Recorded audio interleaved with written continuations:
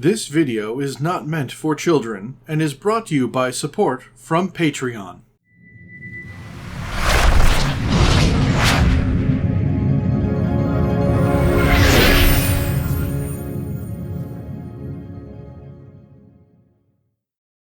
Hello, and welcome back. I am Maester Aelix, and this is Stellaris Empires. And we are right back where we left off here on the Empire creation screen, and today we got something special. The Galactic Sathwir Imperium. This was the first empire I made when the Aquatic race pack came out, and I am so glad I did. It is just so flavorful. So, today's origin is Ocean Paradise. Since its birth, this civilization has enjoyed peace in a generous environment with no actual enemies, enabling unhindered growth and opulence. We will just see how that works out here. So, starting at the top and working our way down as we always do. Today we went with the Aquatic, and while there are some really good ones here, including just like creepers or deep sea things, I went with buff dolphins because I figured that was pretty cool, and I like the look of it. Went with the name Sathwir as a twist on saltwater. So, take out the L, change the E, close but not quite. And then I just went Sathwirian, and then hit the adjective generator, and it worked. Due to the voice involved, I went with the male gender for this one, though it's really cool if you hit female, the head gets all bulbous. It's really neat. I like it. I went with the ship prefix SEA because, well, sea. And so, sea, guardian of luck. Sea, the diviner's guardian. Sea, tyrant of fire. So, I think that works out. And on that note, I went with Aquatic 3. I like the leader names being one words. To me, that also is a sign of a peaceful thing. Like it was described, they're peaceful people. They have no natural predators. So they don't really need to bolster. And now we're getting into the traits. Oh yeah, baby. So we are gained the aquatic. We have been gifted the aquatic trait. Requires an ocean homeworld, which we have. Ocean habitability up 20%. Ocean worlds and flooded habitats have 10% housing usage. Food, energy, and mineral output on these worlds is up 10%. That's important. We are intelligent because the more science you can do, the better. And we weren't really looking for any particular science, so just overall good. Since we're already going to be stuck on ocean worlds mostly, might as well go non-adaptive and sedentary. It's basically 3 free points. And then I went into natural sociology, mostly because there is some really good sociology traits, mostly around population growth, which figured why not? It was a good use of that last point. Plus, it also gets us a total balance of 0, which is always a good place to be.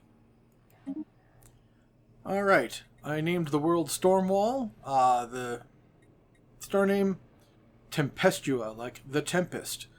It is an ocean paradise, but that's from our thing, and so we wet ocean world, because why not? It's beautiful, and I really love the look of it. Speaking of the look of it, I went with room 27 because it has this beautiful archway, openness, feels very peaceful. And this piece of blue art back here reminds me of when I went to Yellowstone and saw minerals that had built up in ripples by the geysers. So that just looks so cool.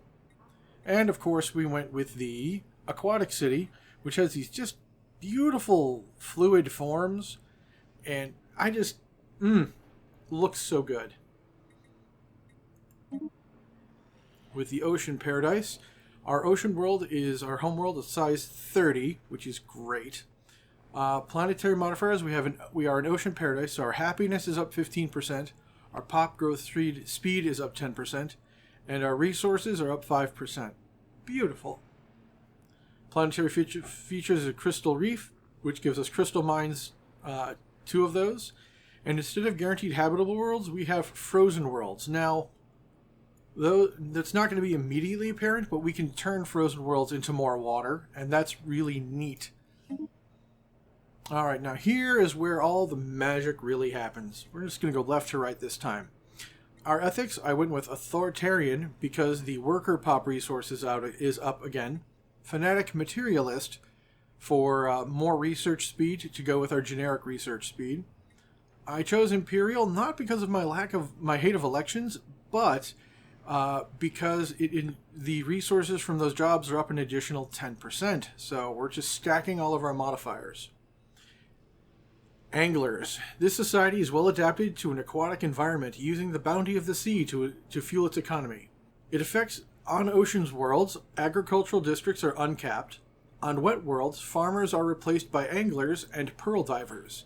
Anglers produce 8 food and gain 2 trade value, and pearl divers produce 6 consumer goods and 2 trade value, and it gives us the aquatic trait. This is so good. Food and consumer goods, yes please, on a place where we're already getting a 10% population speed boost, yes, good. And catalytic processing. By focusing their industrial efforts on catalytic chemistry, this civilization has unlocked the key to using organic materials as the construction of space-bound structures. Replaces metallurgists with catalytic technicians, and catalytic technicians can turn extra food into alloys. Chemists, transducers, and gas refiners have their mineral upkeep replaced with food upkeep. Since we are already making more food, might as well turn it into even more useful stuff. This is so good. Now, both of these have council positions available. I would probably end up going with the principal catalyst to have more of this output, but it really depends on what you need in the game. Feel free to change it around as you wish. Advisor voice, definitely aquatic. Honest work means hard labor, low wages, and no fun. I prefer to make a living by more adventurous means. Nice. So, because we are an empire, I said we are the Galactic Sathwir Imperium. Now, this flag actually took me a lot of hemming and hawing to finally come up with, but we'll start with the background. Blue ocean, lighter blue sky, because makes sense, they're from the deep blue. And this ended up being because of the pearl diving aspect. So there's pearls, and we are diving for them. It's like a, oceanic clam, I guess, maybe. But that's why I picked this one. It's my thought process, it's how I came across it, and I'm going to stick with it. And with ships, we went with aquatic, and I'm so glad we did, because these things are gorgeous, especially with the colors that I picked. And I just cannot be happier. Now, I'm trying to look for a specific one. Oh, construction ship. The big old mouth on it. Ah, here it is. Our science ship. It's got the spinny bits, and I love the spinny bits. And going through the rest. A good old juggernaut. Look at that. God, beautiful. Ugh. And we're back to our Corvettes. So yeah, this only requires the aquatic species pack, but man, that is a powerful pack. Alright. Color variant 343, because it basically matches. And the same with the clothing, I like 4. Though all of these could work, I just think 4 is the best. 2's also got a pretty strong contender, because it's that whole, angler thing. But yeah, I like the harder carapace look. Like, they need these tubes for pressure and moisture when dealing with you. And last but not least is our ruler trait. This is a mining rush. Ocean Paradise. Joy to those who possess the wisdom of acceptance. So goes a common proverb in Sathwiri society. The bounty of life is all around once one learns to appreciate it. In such waters long have we prospered. But our elders do not sense the stagnation. They confuse our survival instincts with impatience. If we do not seek change, change will find us, and we will be unprepared. We cannot be alone in the vast universe. To keep our home, some of us must be resolved to leave it. Our descents into the abyss have proven worthwhile. Unworldly wreckage, perilously retrieved, precipitated a torrent of technological breakthroughs. At last, we are ready to journey beyond our oceans, to explore, to see, to learn, and to protect. Isn't that beautiful? And oh man, we got a really pretty system. Are we in a nebula? I think we are. Yep, that's why. Well, that'll be nice bonus for nebula stuff. So here you see at the beginning of the game, we have already alloys, consumer goods, food, all working at a good clip. So I'm very excited for how this starts. This gets us on a very good foot to begin with. All right, we now have our first traditions available, and in this particular case, pick your favorite. I like going with the discovery thing because of the enhancements to science and research. But again, it's up to you. These guys don't lean hard in any one direction. This is just an overall good, strong start. Alright, so now that we've finished off Discovery, we get our first Ascension perk. Again, there's a lot of ways you can go, but for these guys, because of that oceanic preference, I tend to want to go towards the terraforming aspects. So in this particular case, Master of Nature. But, you know, you do you. Again, this is a very forgiving, very lucrative start because of all the things that cause bonuses, overlapping things, and just their production value is just through the roof. So a lot of worlds, in theory, that could be candidates for terraforming once we know how. Alright, now with this last bit of advice given, there's not that much more you need to worry about. This is just a really strong, good engine kind of empire.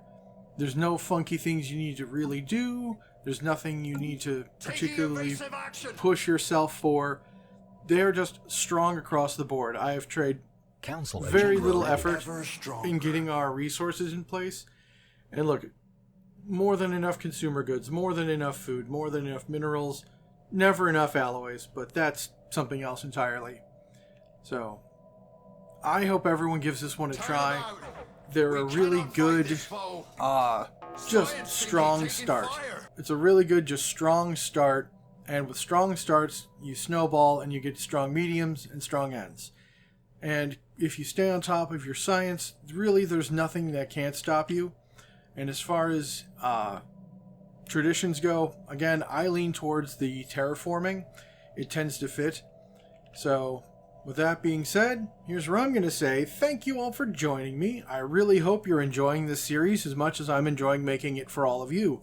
If you do, you know what to do, and that's to like, comment, share these videos around, watch 3 or 4 more to show the algorithm you really do like it, and of course subscribe. It's a little click for you, but a really big deal for me, and I greatly appreciate everyone who does. Also, if you really are enjoying things, check out the links down below for my Patreon campaign. There's a lot of really cool stuff there, and heck, you might even like it. And with that being said, I shall see you all on the next one. And I'd like to give a special shout out to all my patrons who help make these videos possible. Aaron Smith, Brian Pelfrey, Chris Armstrong, Dennis Detman, Harry Thompson, and Mark Milius.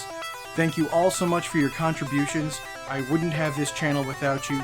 Thank you very much.